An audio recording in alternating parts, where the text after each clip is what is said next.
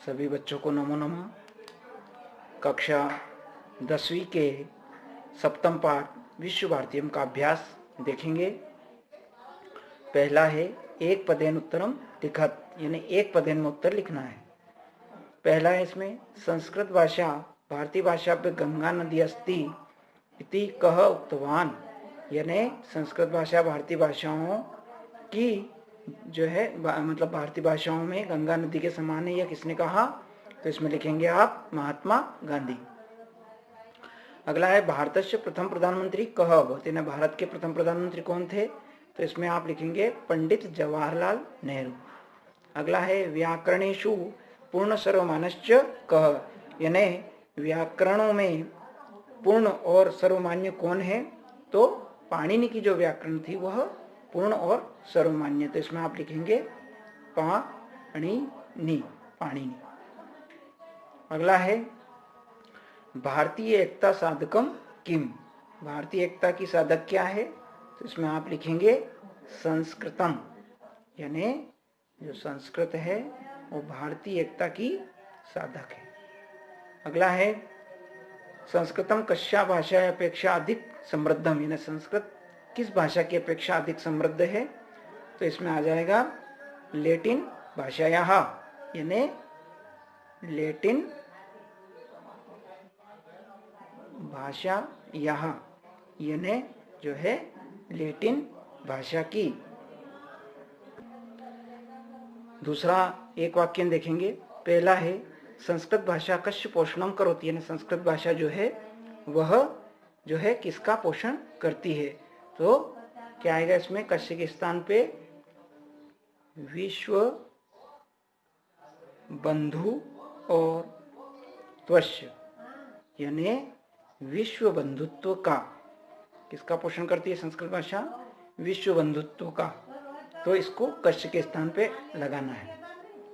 दूसरा है सर्वप्राचीना भाषा का अस्ति, सर्वसे प्राचीन भाषा जो है वह कौन सी है?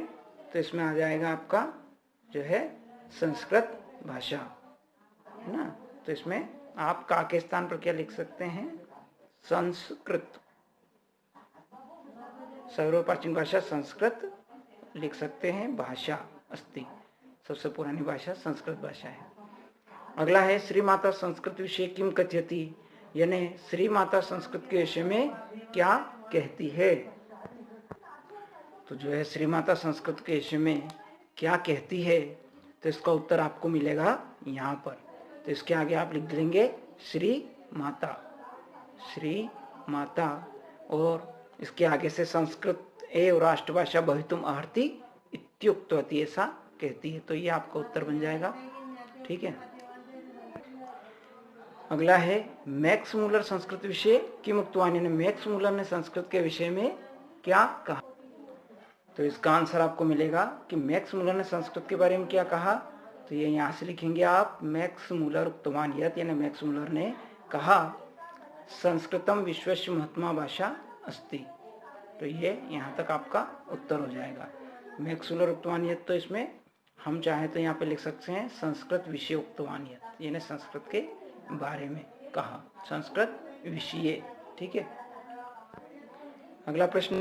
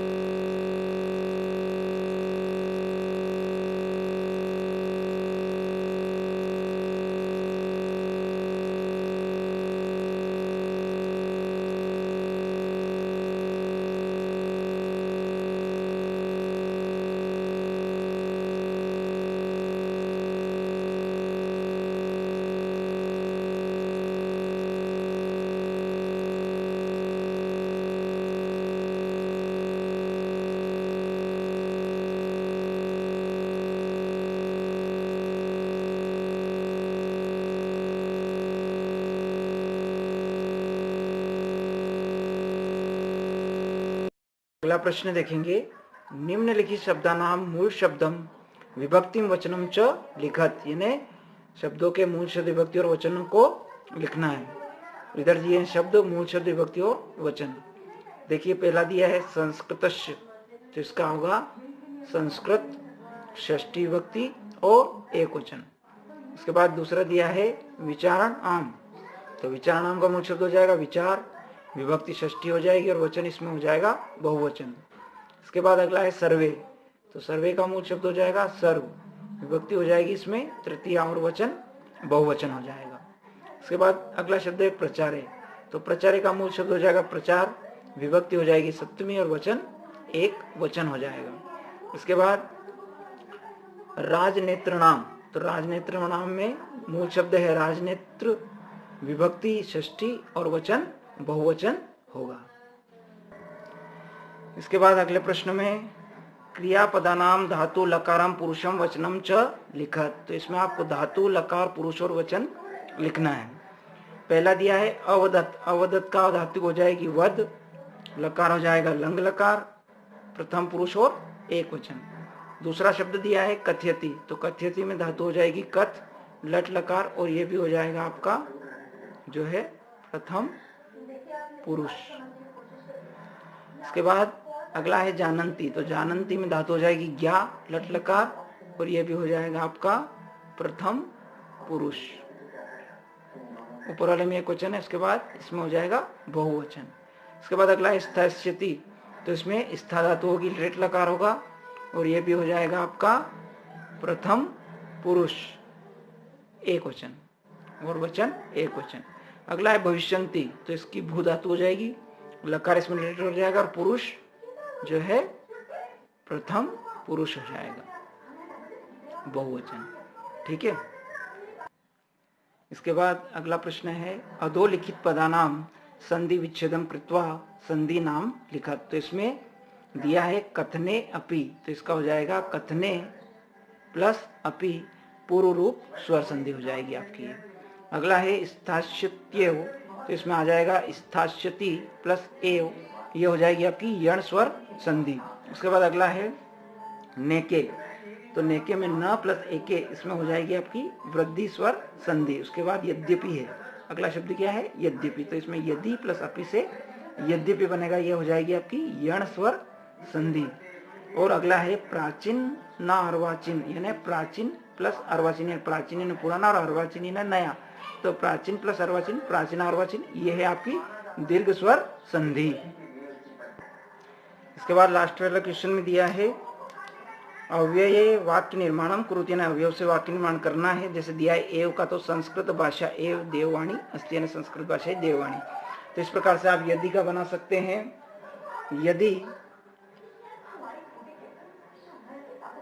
यदि संस्कृतम पठति तर्हि ज्ञानम भवति, यानी संस्कृत तर्हि, यानी तर्हि का मतलब होता है तब, यानी यदि संस्कृत पढ़ता है तर्हि तो है तर्हि न तब ज्ञानम भवति, ज्ञान होता है, ज्ञानम भवति।